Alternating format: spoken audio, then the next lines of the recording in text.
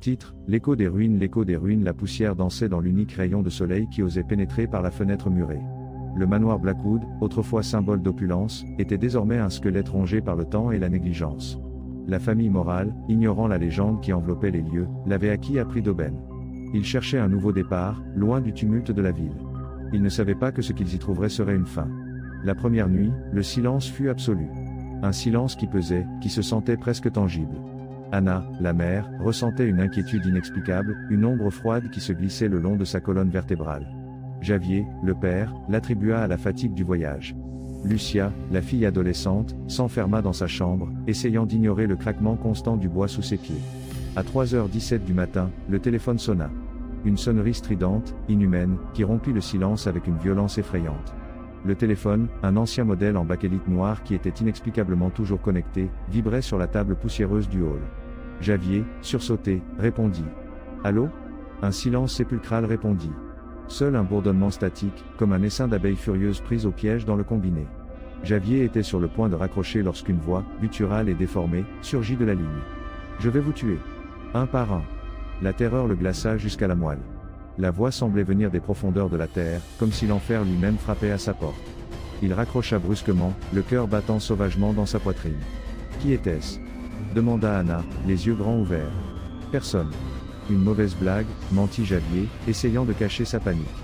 Mais le cauchemar ne faisait que commencer. La nuit suivante, à la même heure, le téléphone sonna de nouveau. La même voix, plus forte, plus menaçante. « Je sais où tu es. Tu ne peux pas échapper. » Cette fois, la voix nomma Lucia. Javier sentit son âme se détacher de son corps. Il débrancha le téléphone, le jeta contre le mur, mais la sonnerie persista, provenant de nulle part et de partout à la fois. C'était un son qui s'enfonçait dans le cerveau, qui résonnait dans les os. Les jours suivants furent un enfer. Les lumières clignotaient sans raison, les portes s'ouvraient et se fermaient toutes seules, et des murmures inintelligibles remplissaient les nuits. Lucia commença à avoir des cauchemars horribles, se réveillant en criant, parlant d'une femme pâle aux yeux noirs qui l'observait depuis l'obscurité. Javier, désespéré, enquêta sur l'histoire du manoir Blackwood. Il découvrit que, des décennies auparavant, une famille entière avait été brutalement assassinée dans cette même maison. L'assassin n'avait jamais été retrouvé, mais la légende disait que l'esprit de la matriarche, Elizabeth Blackwood, restait piégé entre ses murs, cherchant vengeance. On disait qu'Elizabeth était morte en essayant d'appeler la police depuis ce même téléphone. Une nuit, Anna disparut. Javier la chercha dans toute la maison, pris de panique. Il la trouva dans la cave, devant un miroir brisé, le regard perdu et un sourire étrange dessiné sur son visage. « Elle m'a dit que tout ira bien », murmura Anna, d'une voix qui n'était pas la sienne. Soudain, Anna se jeta sur Javier, essayant de l'étrangler. Ses yeux étaient injectés de sang, sa force était surhumaine. Javier lutta pour sa vie, réussissant à se dégager de son emprise et l'enfermant dans la cave. Lucia et Javier se retranchèrent dans la pièce principale, avec des meubles bloquant la porte.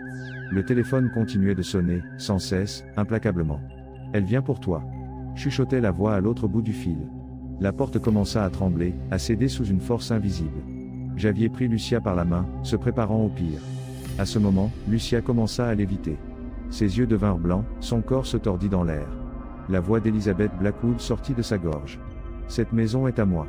Et maintenant vous l'êtes aussi. » Javier observa avec horreur comment sa fille était possédée par l'esprit vengeur.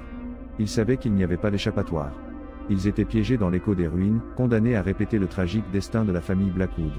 Soudain, le téléphone arrêta de sonner. Tout redevint un silence sépulcral. Javier regarda sa fille, et sa fille le regarda. Un sourire mauvais se dessina sur le visage de Lucia. « Maintenant, nous allons jouer à un jeu, papa. » Lucia souleva Javier par le cou avec son esprit, le faisant flotter comme une plume, le frappant contre le plafond à plusieurs reprises. Au moment où Lucia jeta le corps inerte de Javier au sol, le téléphone sonna de nouveau. Lucia répondit. « Allô ? Maintenant, tu es l'une d'entre nous. » La communication fut coupée. Et Lucia ne fut plus jamais la même.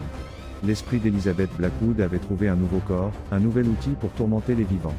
La maison Blackwood avait une nouvelle gardienne, et son écho résonnerait pour toute l'éternité.